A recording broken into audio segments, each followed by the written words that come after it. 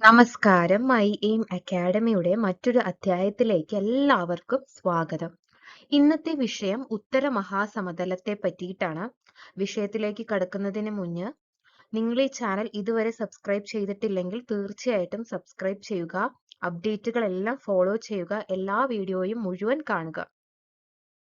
ഉത്തര മഹാസമതലങ്ങളെ വടക്കൻ സമതലങ്ങൾ എന്നും പറയുന്നുണ്ട്. സിന്ധു, ഗംഗ, ബ്രഹ്മപുത്ര എന്നീ നദികൾ വഹിച്ചു കൊണ്ടുവരുന്ന അവസാദങ്ങൾ അഥവാ സെഡിമെന്റ്സ് നിക്ഷേപിക്കപ്പെട്ടാണ് ഇവ രൂപം കൊണ്ടിട്ടുള്ളത്. സിന്ധു, ഗംഗ, ബ്രഹ്മപുത്ര എന്നീ നദികൾ ഒഴുകുന്നത് ഹിമാലയ പർവ്വതത്തിൽ നിന്നാണല്ലോ. ഹിമാലയ പർവ്വതവും വടക്കൻ സമതലങ്ങളും തമ്മിൽ ഒരു ബന്ധമുണ്ട്. അവ എന്താണെന്ന് നോക്കാം. ഇതറിയുന്നതിന് ഹിമാലയ പർവ്വത രൂപീകരണത്തെ പറ്റി അറിയേണ്ടതുണ്ട്. മുൻ ക്ലാസ്സുകളിൽ പഠിച്ചിട്ടുള്ളതാണെങ്കിലും ഒന്നുകൂടി പറയാം. ഹിമാലയത്തിന്റെ ജനനം ഇന്ത്യൻ ഫലകവും യുറേഷ്യൻ ഫലകവും കൂട്ടിമുട്ടിയപ്പോൾ ഇവയ്ക്കിടയിൽ സ്ഥിതി ചെയ്തിരുന്ന തെതീസ് സമുദ്രത്തിന്റെ അടിത്തട്ട് സമ്മർദ്ദത്താൽ മടങ്ങി ഉയർന്നാണ് രൂപപ്പെട്ടത്. ഈ സമയത്ത് ഒരു ഗർത്തം രൂപപ്പെട്ടിരുന്നു. ഈ ഗർത്തമാണ് പിന്നീട് ഈ നദികളുടെ, അതായത് സിന്ധു, ഗംഗ, ബ്രഹ്മപുത്ര നദികളുടെ സെഡിമെന്റ്സ് അഥവാ അവസാദങ്ങൾ നിക്ഷേപിക്കപ്പെട്ട് വടക്കൻ സമതലമായി പരിണമിച്ചത്. അങ്ങനെയാണ് വടക്കൻ സമതലങ്ങൾ അഥവാ ഉത്തര മഹാസമതലം രൂപം കൊണ്ടത്. ഈ സമതലങ്ങൾ കിഴക്ക് നിന്ന് പടിഞ്ഞാറ് വരെ ഏകദേശം 3200 കിലോമീറ്റർ ആണ് വ്യാപിച്ചു കിടക്കുന്നത്. അപ്പൊ ഇതിന്റെ നീളം എത്രയാണ്? കിഴക്ക് നിന്ന് പടിഞ്ഞാറ് വരെ ഇതിന്റെ നീളം 3200 കിലോമീറ്റർ ആണ്. അതുപോലെ ഇതിന്റെ ശരാശരി വീതി 150 മുതൽ 300 കിലോമീറ്റർ വരെയാണ്. അപ്പൊ 150 മുതൽ 300 കിലോമീറ്റർ ആണ് ഇതിന്റെ ശരാശരി വീതി. എക്കൽ നിക്ഷേപത്തിന്റെ പരമാവധി കനം എന്ന് വെച്ചാൽ 1000 മുതൽ 2000 മീറ്റർ വരെയാണ്. അപ്പൊ ഈ പുഴകളെല്ലാം കൊണ്ടുവരുന്ന എക്കൽ നിക്ഷേപിച്ചതിന്റെ ഉയരം അല്ലെങ്കിൽ കനം എത്രയാണ്? 1000 മുതൽ 2000 മീറ്റർ വരെയാണ്. വടക്ക് നിന്ന് തെക്കോട്ട് ഇവയെ പല ഭാഗങ്ങളായിട്ട് തിരിച്ചിട്ടുണ്ട്. അവ ഏതൊക്കെയാണെന്ന് നോക്കുമ്പോൾ ആദ്യം വരുന്നത് ബാബർ ആണ്, പിന്നെ തറായ്, എക്കൽ സമതലങ്ങൾ എന്നിങ്ങനെ 3 പ്രധാന മേഖലകളാണ് ഉള്ളത്. ചിത്രത്തിൽ കാണാൻ കഴിയുന്നത് പോലെ തന്നെ ആദ്യത്തെ ഭാഗം ബാബർ ഭാഗമാണ്, രണ്ടാമത്തത് തറായ് ഭാഗമാണ്, മൂന്നാമത്തത് എക്കൽ ഭാഗമാണ്. ഇവയെ വീണ്ടും രണ്ടായിട്ട് തരംതിരിച്ചിട്ടുണ്ട്. അവ ഏതൊക്കെയാണ്? ഖാദർ സമതലങ്ങൾ, ഖാദർ സമതലങ്ങളിലും ബംഗർ സമതലങ്ങൾ എന്നും തരംതിരിച്ചിട്ടുണ്ട്. ഹിമാലയ പർവ്വതത്തിന് 3 ഭാഗങ്ങൾ ആണ് ഉള്ളതെന്ന് മുൻ ക്ലാസ്സുകളിൽ പഠിച്ചിട്ടുണ്ട്. അവ ഏതൊക്കെയാണെന്ന് ഓർമ്മയുണ്ടോ?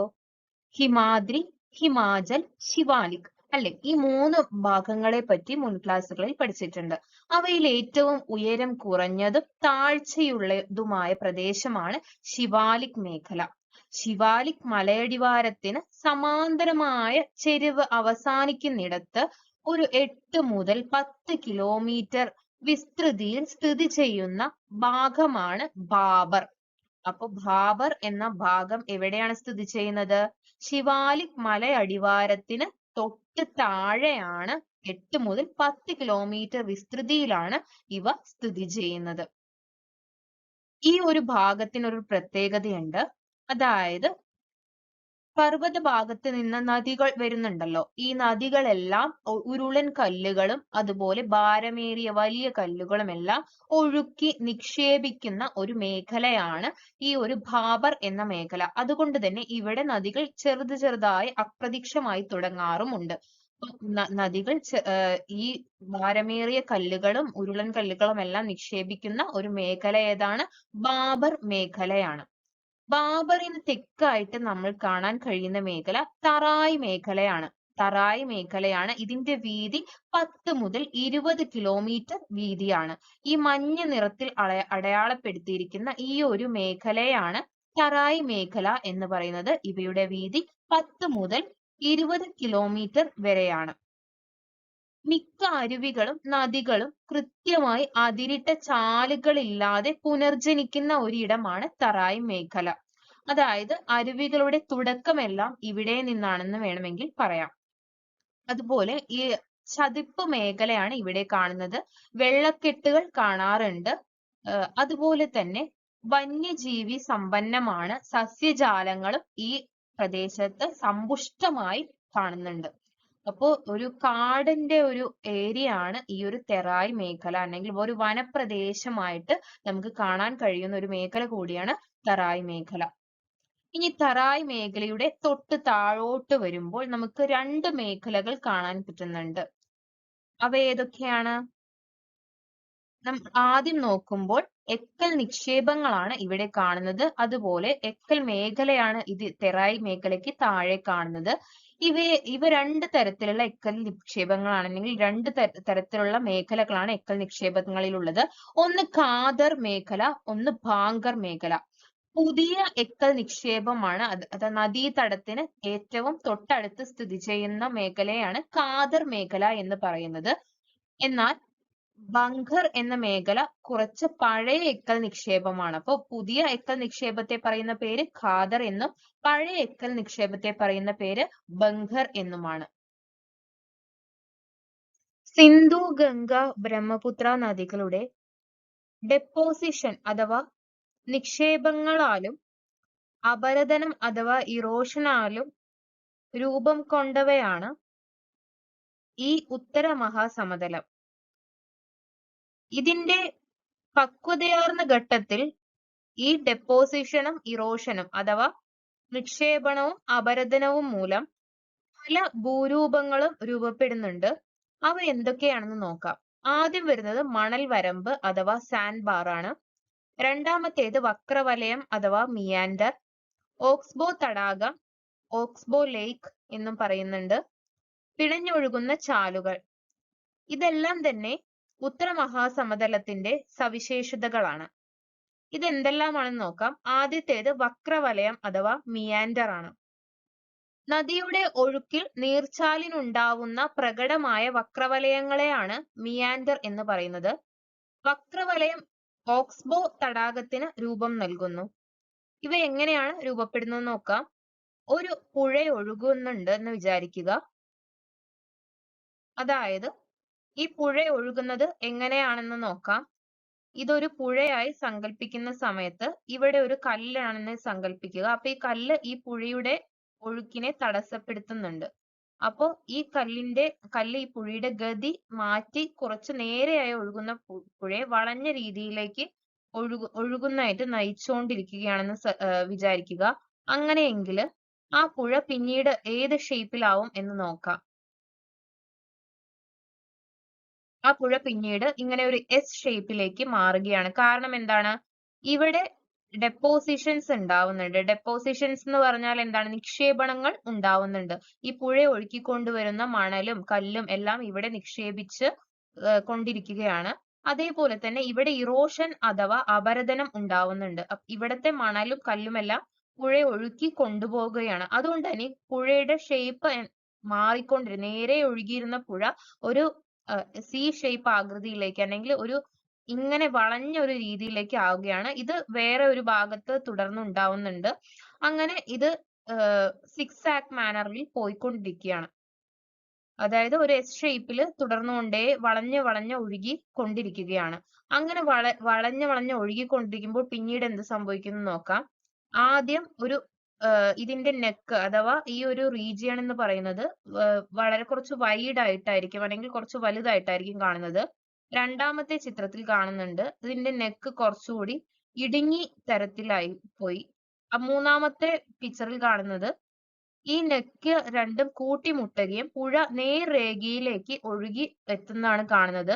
അതിന്റെ ഫലമായിട്ട് ഇവിടെ ഒരു സി ഷേപ്പിലുള്ളൊരു രൂപം, അതായത് നേരത്തെ വെള്ളം ഒഴുകിയിരുന്ന ആ ഒരു ഭാഗം മാറി മെയിൻ പുഴ ഇപ്പൊ എങ്ങനെയാ ഒഴുകുന്നത്, ഈ സൈഡിലൂടെയാണ് ഒഴുകുന്നത്. ഈ ഭാഗം മാറി സ്ഥിതി ചെയ്യുന്നു. അപ്പൊ ഇതിനെയാണ് ഓക്സ്ബോ ലേക്ക് എന്ന് പറയാ. ഇത് ഇനി മെയിൻ പുഴയായിട്ട് ഒഴുകുന്നില്ല, പക്ഷെ പുഴയ്ക്ക് അരികിൽ തന്നെ ഒരു സി ഷേപ്പിൽ സ്ഥിതി ചെയ്യുന്ന ഈ ഒരു തടാകത്തിനെയാണ്, പിന്നീട് ഇത് തടാകമായി പരിണാമിക്കുകയാണ് ഉണ്ടാവുന്നത്. അപ്പൊ ഈ ഒരു തടാകത്തിനെയാണ് ഓക്സ്ബോ ലേക്ക് എന്ന് പറയുന്നത്. അപ്പൊ ഓക്സ്ബോ ലേക്കിന് രൂപം നൽകുന്നത് ഏത് ഭൂരൂപമാണ്? അത് വക്രവലയം അഥവാ മിയാൻഡർ ആണ്. ഇനി പുഴയുടെ തുടർച്ചയായ അപരദന പ്രക്രിയ മൂലം മണൽ അടിഞ്ഞുകൂടി മണൽത്തിട്ട രൂപപ്പെടുന്നു. എന്താണ് മണൽത്തിട്ട എന്ന് നോക്കാം. ഇവിടെ കാണാൻ കഴിയുന്നുണ്ട്, തുടർച്ചയായിട്ട് ഈ പുഴ ഒഴുകിക്കൊണ്ടുവരുന്ന കുറേ സെഡിമെന്റ്സ് ഉണ്ടാവും അല്ലെ. അതൊക്കെ നിക്ഷേപിക്കുന്നത് ഈ ഒരു തീരത്താണ്, പുഴയുടെ തീരത്താണ്. അവിടെ എന്താണ്, അവിടെ ഉയർന്ന് കുറച്ച് പ്രതലം ഉയരുകയും അതൊരു മണൽത്തിട്ടയായി പരിണമിക്കുകയും ചെയ്യും. ഇതിനെ പറയുന്നത് എന്താണ്? സാൻഡ് ബാർ എന്നാണ്. Sand bar.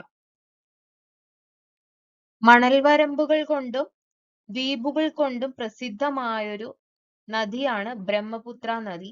മുൻ ക്ലാസ്സുകളിൽ പഠിച്ചിട്ടുള്ള പോലെ തന്നെ ഇതിൽ കാണാൻ പറ്റുന്ന ഒരു ദ്വീപ് കൂടിയുണ്ട്. ലോകത്തെ തന്നെ ഏറ്റവും വലിയ നദീദ്വീപാണത്. അതേതാണെന്ന് മുൻ ക്ലാസ്സുകളിൽ പറഞ്ഞിട്ടുണ്ടായിരുന്നു. ഓർമ്മയുള്ളവർ കോമന്റ് ചെയ്യുക. ഈ പ്രദേശങ്ങളിൽ ഭൂരിഭാഗവും അടിക്കടിയുള്ള വെള്ളപ്പൊക്കത്തിനും നദിയുടെ ഗതി മാറി ഒഴുകലിനും വിധേയമായിക്കൊണ്ടിരിക്കും. പിണഞ്ഞൊഴുകുന്ന അരുവികൾ രൂപപ്പെടുന്നതിന് കാരണമാവുകയും ചെയ്യുന്നുണ്ട് ഇത്തരം രൂപങ്ങൾ. അതുപോലെ തന്നെ ഇവയിൽ നദികളുടെ നദീമുഖങ്ങളിൽ ലോകത്തിൽ തന്നെ ഏറ്റവും വലിയ ഡെൽറ്റകൾ രൂപപ്പെടുന്നുണ്ട്. അതിന് ഉദാഹരണമാണ് സുന്ദർബൻ ഡെൽറ്റ. സമുദ്രനിരപ്പിൽ നിന്ന് 50 മുതൽ 150 മീറ്റർ വരെ ഉയരമുള്ള ഏറെക്കുറെ നിരപ്പാർന്ന ഒരു സമതലമാണ് സുന്ദർബൻ ഡെൽറ്റ. സുന്ദർബൻ ഡെൽറ്റ സ്ഥിതി ചെയ്യുന്നത് വെസ്റ്റ് ബംഗാളിലാണ്. വെസ്റ്റ് ബംഗാളിൽ സ്ഥിതി ചെയ്യുന്ന സുന്ദർബൻ ഡെൽറ്റയാണ് ചിത്രത്തിൽ കാണിച്ചിരിക്കുന്നത്. സ്ഥിതി ചെയ്യുന്നത് 50 മുതൽ 150 മീറ്റർ വരെ ഉയരത്തിലാണ് സമുദ്രനിരപ്പിൽ നിന്ന്.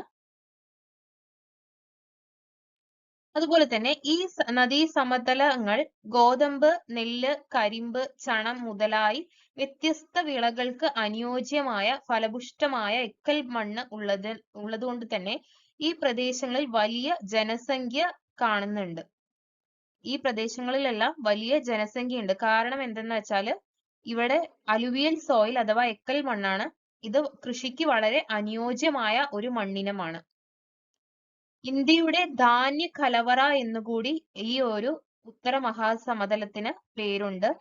ഇന്ത്യയുടെ ധാന്യ കലവറയായ സംസ്ഥാനം ഏതെന്ന് ചോദിച്ചാൽ അത് പഞ്ചാബാണ്. ഇന്നത്തെ വിഷയം അവസാനിച്ചിരിക്കുകയാണ്. നിങ്ങളുടെ അഭിപ്രായങ്ങളും കമന്റുകളും എല്ലാം ഞാൻ കാണാറുണ്ട്. നിങ്ങളുടെ സംശയങ്ങൾക്കെല്ലാം പറ്റുമ്പോഴൊക്കെ മറുപടിയും നൽകാറുണ്ട്. തുടർന്നും നിങ്ങളുടെ കമന്റുകളും അഭിപ്രായങ്ങളും നിർദ്ദേശങ്ങളും പ്രതീക്ഷിക്കുന്നു. വീഡിയോ ഇഷ്ടമായെങ്കിൽ ലൈക്ക് ചെയ്യുക, സബ്സ്ക്രൈബ് ചെയ്യുക. വീണ്ടും പുതിയൊരു വിഷയവുമായി അടുത്ത ക്ലാസ്സിൽ കാണുന്നത് വരേക്കും എല്ലാവർക്കും നന്ദി, നമസ്കാരം.